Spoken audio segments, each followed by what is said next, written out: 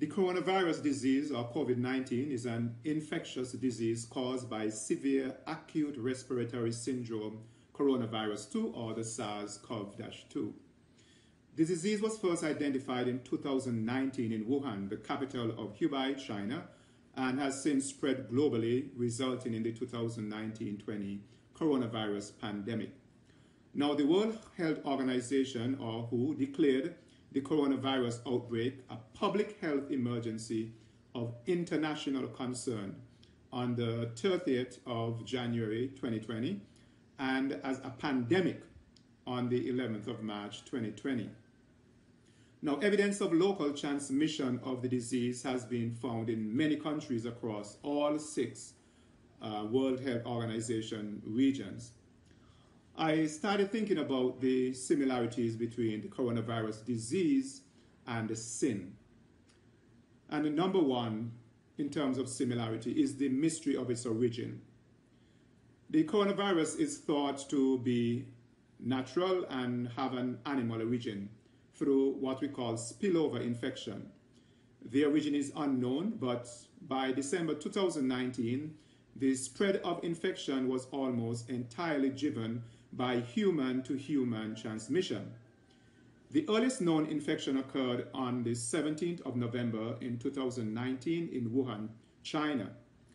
There have been many conspiracy theorists who have suggested that the novel coronavirus that caused the COVID-19 is man-made, and it was leaked from the Wuhan National Biosafety Laboratory that is in the area where the pandemic originated. But researchers with Script Research and other institutions around the globe published a study in the journal Nature Medicine, debunking the theory after an analysis of the genome sequence of the COVID-19 virus was done. And they declared that by comparing the available genome sequence data for known coronavirus strain, they said that we can firmly determine that the SARS-CoV-2 originated through natural processes. And this is according to Christian Anderson, who is an associate professor of immunology and microbiology. So most likely, it came from bats. The virus came from bats and somehow was transmitted to people. But no one is absolutely sure of its origin. Now, so is sin. How could sin arise in a perfect universe? The Bible calls this a mystery. Paul says, "For the mystery of iniquity doth already work. Only he who now letteth will let, until he be taken out of the way." 2 Thessalonians 2 and verse 7. Secondly, we know that the virus, COVID virus, eventually causes death. In fact, as of March 25th, the World Health Organization has reported 375,498 confirmed cases, resulting in over 16,000 deaths in 195 countries. And God told Adam and Eve, "You must not eat the fruit from the tree that is in the middle of the garden, and you must not touch it, or you will die." Genesis 3 and verse 19. Proverbs 11 and verse 19 says, "As righteousness tendeth to life, so he that pursueth evil pursueth it to his own death." Romans 5 and verse 12 says, "Wherefore as by one man sin entered into the world, and death by sin, and so death passed upon all men, for that all have sinned." Romans 6 and verse 23 says, "For the wages of sin is death." And so we see death is the natural result of sin. Number 3 is that the virus causes sickness and disease. Leviticus 26 verses 15 says, "And if you reject my decrees and abhor my laws and fail to carry out all my commands and so violate my covenant, then I will do this to you. I will bring on you sudden terror, wasting diseases and fever that will destroy your sight and sap your strength. You will plant seed in vain because your enemies will eat it." Every hospital and infirmary is actually evidence that we live in a world that is plagued by sin. As of June 2004, GenBank has categorized that there are over 22,000 different disease categories based on their DNA signature. A fourth similarity is that it may go undetected for a while, but eventually the symptoms will show up. As it is common with infectious diseases, there is a delay from when a person is infected with the virus to when they develop symptoms, known as the incubation period.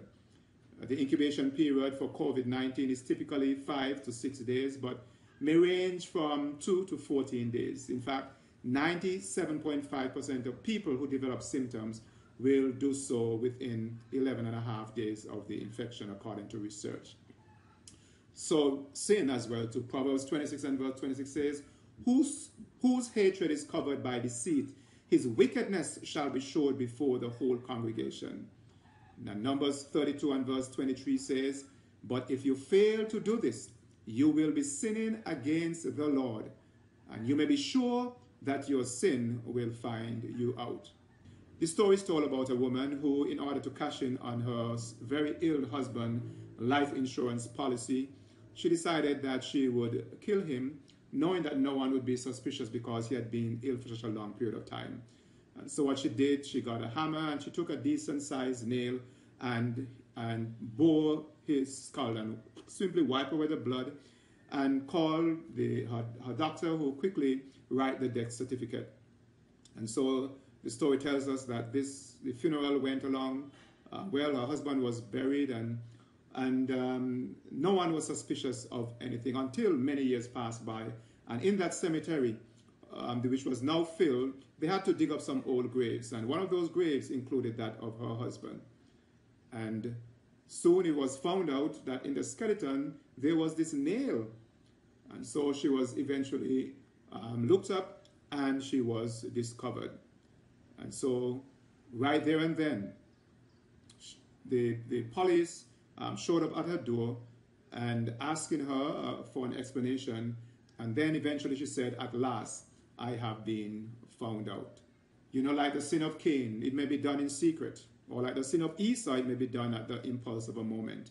Like the sin of Joseph's brother, it may be years before its discovery. Like the sin of Achan, it may be well covered up, like the sin of Samson. It may be done reluctantly. Like the sin of Ahab, it may be prompted by others. Like the sin of Belshazzar, it may be done under the influence of alcohol. Like the sin of Herod, it may be the result of a foolish and rash promise. Like the sin of Judas, it may have the approval of the authorities. Like the sin of Pilate, it may be done to please the crowds. Like the sin of the Jews, it may be done in ignorance. But no matter how committed, the Bible declares, we may be sure that our sins will find us out. You see, we cannot hide from God. Jeremiah 16 and verse 17 says, for mine eyes are upon all their ways. They are not hid from my face, neither is their iniquity hid from mine eyes. Number 5, you know, sometimes the innocent suffers as a result of the guilty. You know, many think that the disease entered the human family because of unwise diet choices, but we all suffer as a result of those poor choices. Our sins never just affect us alone. Exodus chapter 24 and 5 records the second command when it says, thou shalt not make unto thee any graven image or any likeness of anything that is in heaven above, or that is in the earth beneath, or that is in the waters under the earth. Thou shalt not bow down thyself to them, nor serve them. For I, the Lord thy God, am a jealous God, visiting the iniquity of the fathers upon the children, unto the third and the fourth generation of them that hate me. Numbers 14 and verse 33 says, and your children shall wander in the wilderness for 40 years, and bear your whoredoms until your carcasses be wasted in the wilderness. Our sins never just affect us. Our sins always affect someone else who is innocent. And number 6, it is no respecter of persons. It doesn't matter the class, color, economic status. Whether you're black or white, rich or poor, Democrat or Republican, American or European, Japanese or Guyanese, congressman or senator, the virus shows no preference and no prejudice. So is sin. Isaiah 53 and verse 6 says, all we like sheep have gone astray. We have turned everyone to his own way, and the Lord hath laid on him the iniquity of us all. Isaiah 64 and verse 6 says, but we are all as an unclean thing, and all our righteousness are as filthy rags. And we all do fade as a leaf, and our iniquities like the wind have taken us away. Romans 3 and verse 23 says, "For all have sinned and come short of the glory of God."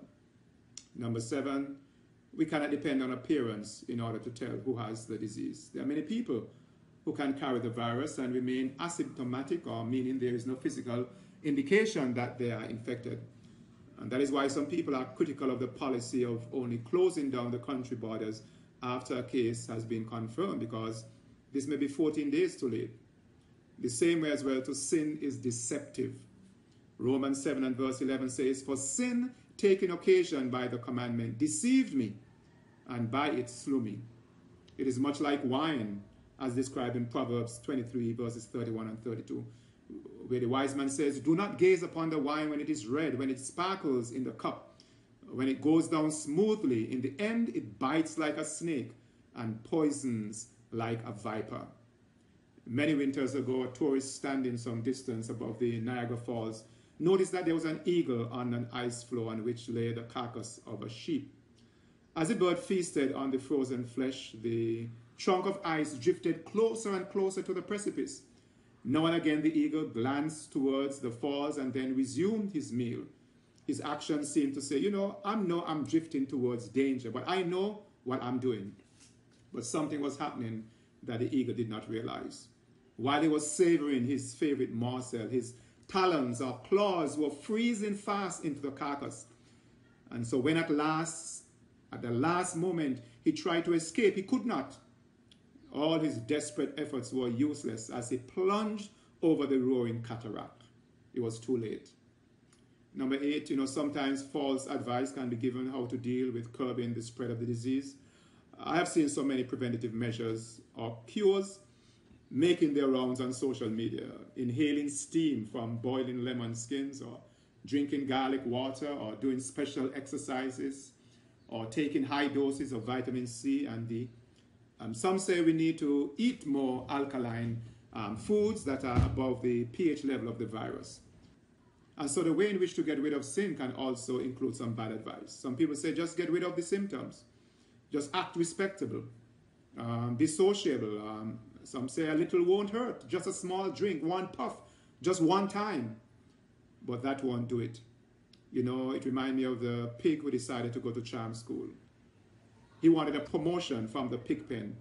He would watch jealously as he saw the flock of sheep like clouds of white floating clouds on blanket of green. Oh, if he could only be just like a sheep. And so he did what any ambitious pig would do. He signed up for charm school. He worked hard on his lessons and how to look like a sheep, bleat like a sheep, and eat grass like a sheep. Finally, he completed his final exams and graduated at the top of his class, and now he was ready to be welcomed into the sheepfold. But one day, while he was out in the pasture, a hard shower of rain turned the once hard grounds into a mud field.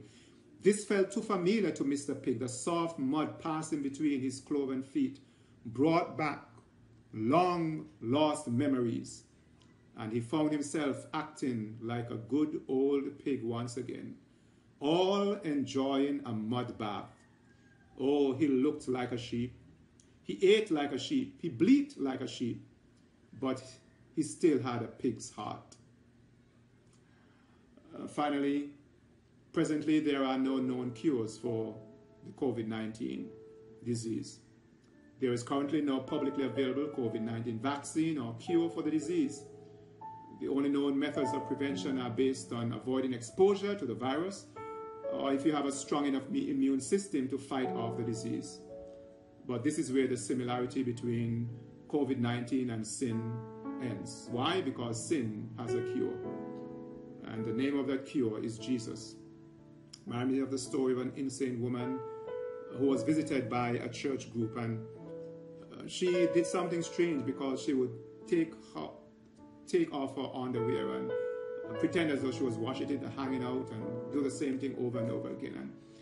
And that small group of lay people who would visit her every weekend found her actions strange. But they continued visiting her until one day, while they were singing on a hill far away, that old hymn, stood an old rugged cross. They realized that she started mumbling the tune. And finally, her story came out. She had been the wife of a pastor and had been unfaithful.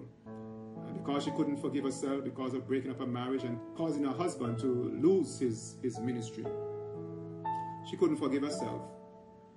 But now she was reminded that on a hill far away stood an old rugged cross, that because of Christ's shed blood, she could be forgiven. You know, there are many experts have told us that over 70% of the people who are in asylums today, they are there not because they are mentally ill, but because they haven't really forgiven themselves for something that they have done in the past. And so sin have made them insane. But thank God, sin has a cure. 1 Peter 2 and verse 24 says, He himself bore our sins in his body on the cross, so that we might die to sins and live for righteousness. You know, Isaiah says, by his wounds or stripes, you have been healed.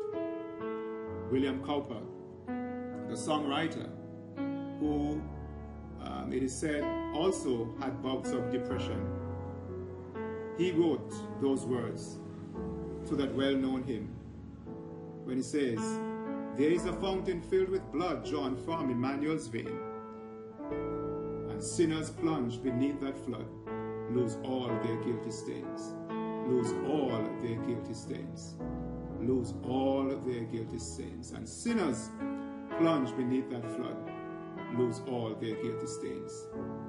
I thank God that sin has a cure, and that cure is found in Jesus Christ.